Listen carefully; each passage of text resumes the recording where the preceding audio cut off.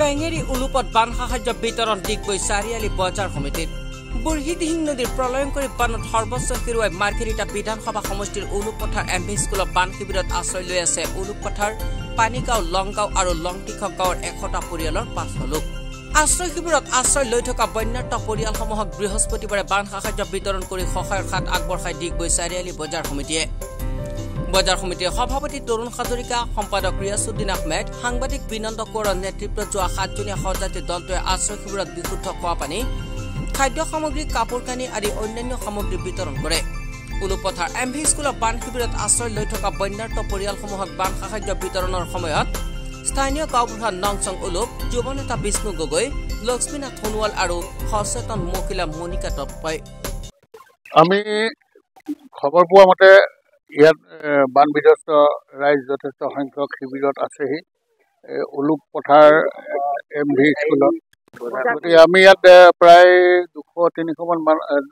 তেনেকুৱা পাইছোঁ যে তেখেতলোক শিবিৰতে আছে গতিকে চাৰিআলি বজাৰ সমিতিৰ ফালৰ পৰা আমি সকলো বজাৰ সমিতিৰ সকলো কাৰ্যকৰী সদস্যসকল আহিছে আহি আমি বজাৰৰ পৰা তুলি অনা কাপোৰ খাদ্য গাখীৰ পানী আদি আমি আজি বিতৰণ কৰিছোঁ আৰু বিতৰণ কৰি নিজকে বহুত উপকৃত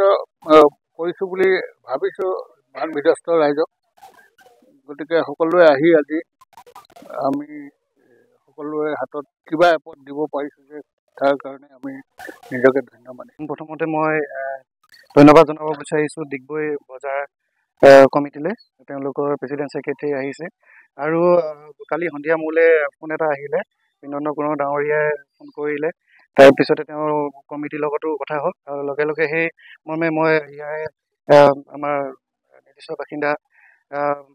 লক্ষীনাথ ককাইদেউলৈ মই ফোন কৰিলোঁ আৰু ককাইদেউ ক'লে হয় মানুহখিনি ইয়াতে আছে আপোনালোকে আহক বুলি ক'লে তেতিয়া মই সেই আপোনালোকক লগত লৈ পিনে আহিলোঁ আৰু